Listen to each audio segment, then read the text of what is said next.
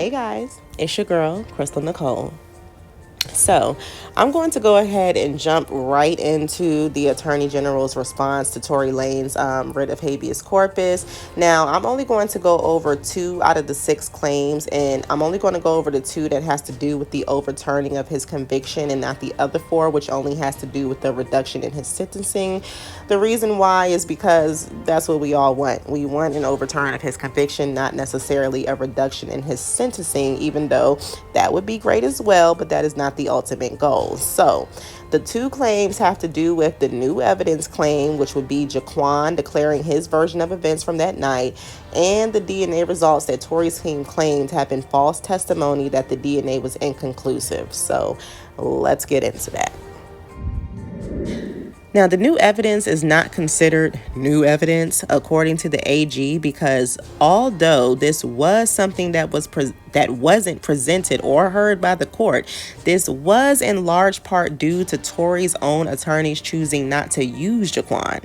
They claimed they felt like Sean Kelly had done the job of pointing the finger at Kelsey, and adding another person to say the same thing would not be helpful, especially considering that there would be a bias shown due to Quan being a close personal friend as well as an employee to Tory.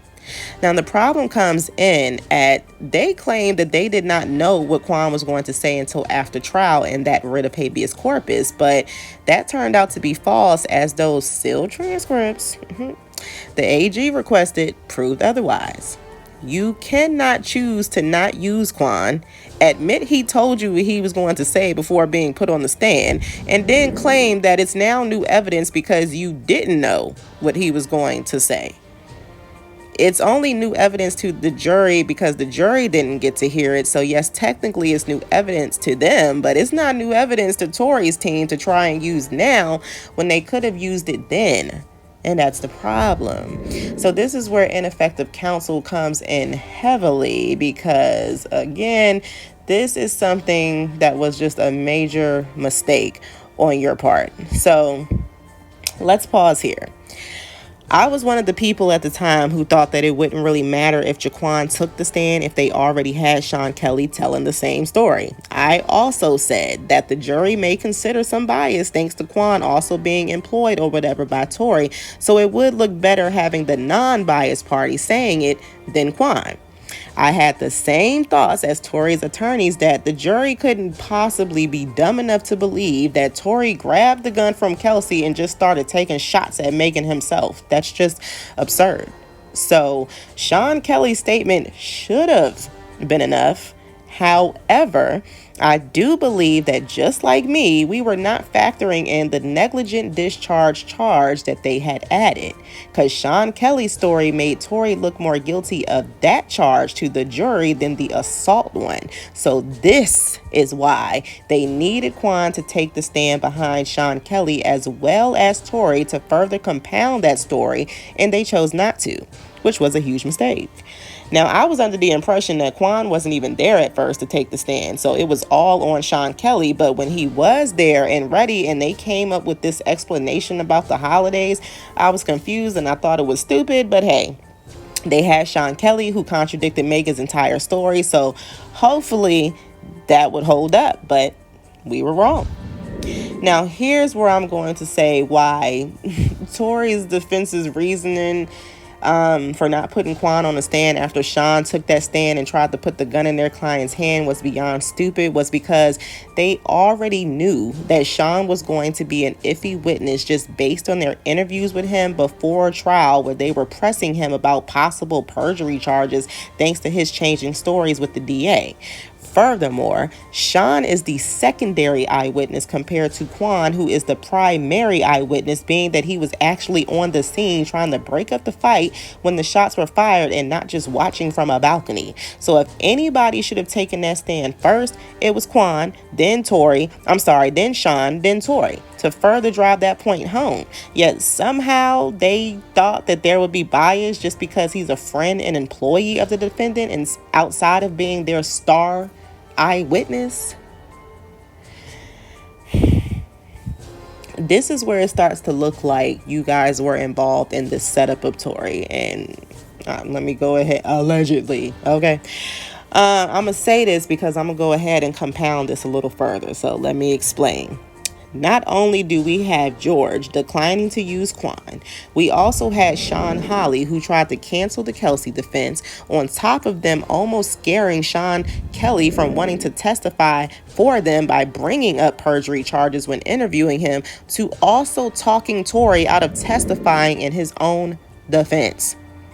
That is 4 times we have them going against what's in their client's best interest. This is 100% ineffective counsel. And not to mention, I have a few other questions to add on to this, and maybe some of y'all can help me out in the comments, okay? Is the defense not allowed to interview victims or witnesses? I'm asking because I'm wondering how come the defense did no personal interviews with Kelsey or Megan like they did Sean Kelly. And when exactly did the defense sit down for an interview with Quan? Were they not allowed to request for everybody's DNA to be tested? Especially Kelsey, since they were pointing the finger at her. Why was Kelsey not brought back to the stand and her inconsistencies in that 80-minute interview gone back over after it was played? Did they ever go over the inconsistent doctor's reports? Did they do any interviews with either doctor to find out about those inconsistencies? Could they not contest the conflicting charges that were pressed?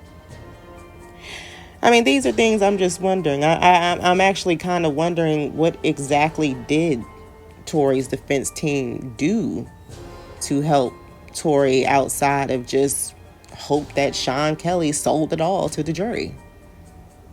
What else did y'all do to prove that Kelsey was the shooter exactly?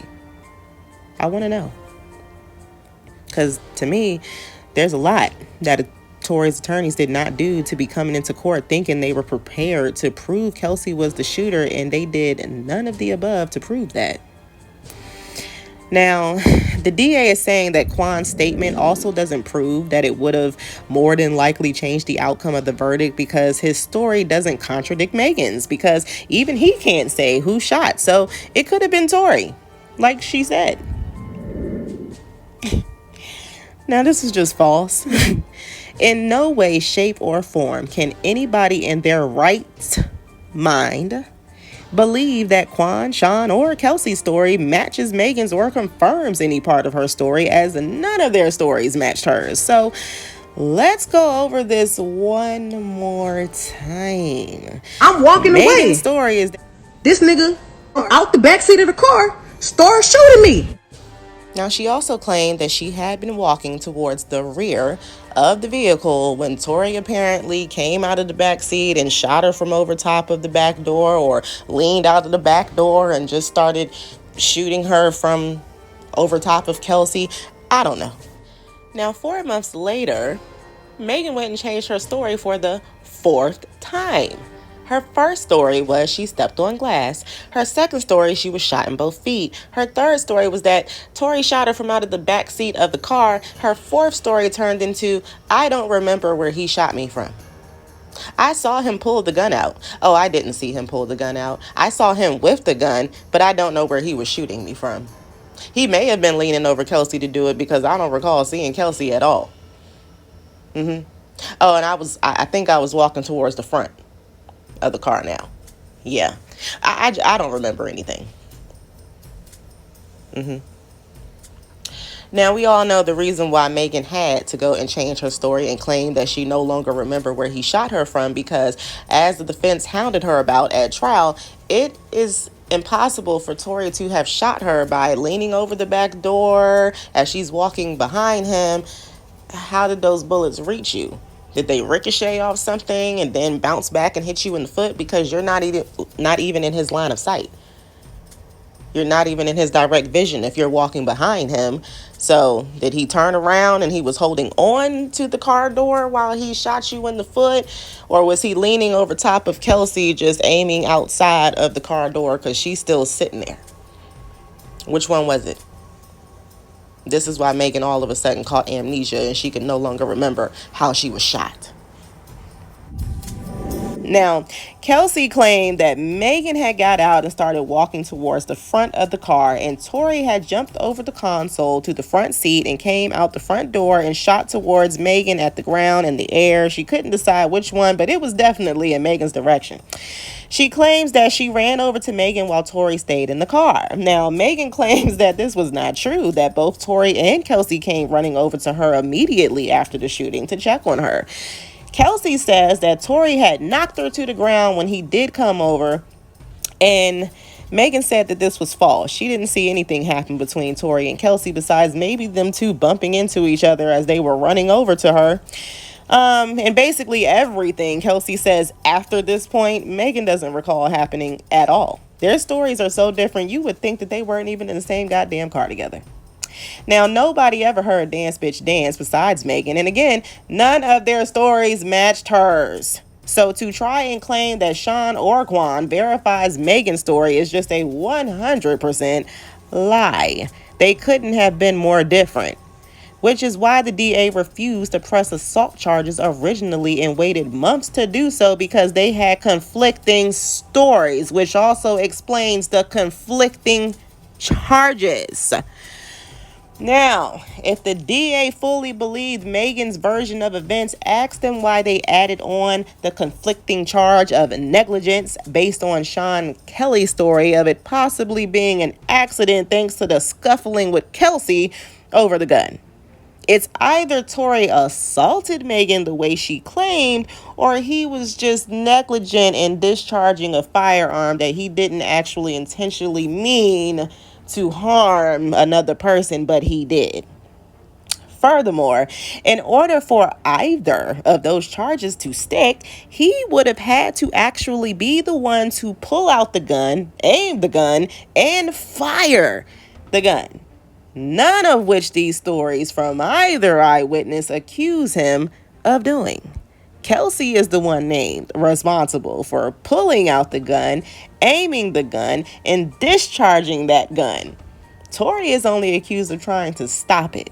So how does assault or negligent fit those accounts?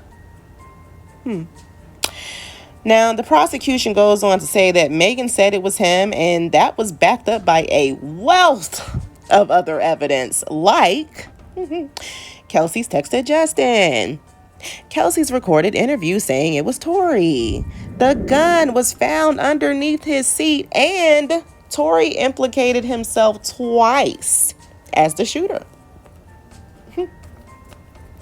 So, let's go over that.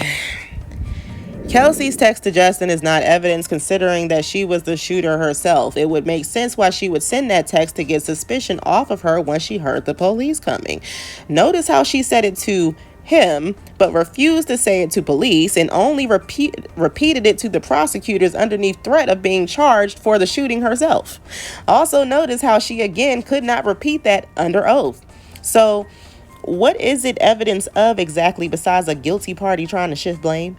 Not to mention, she went under oath and said it wasn't him. So where do we go from there? Kelsey's interview. She got on the stand under oath and said that she lied in that interview. And we know this because, again, her and Megan's stories do not match each other for what she said to have been true. Excuse me.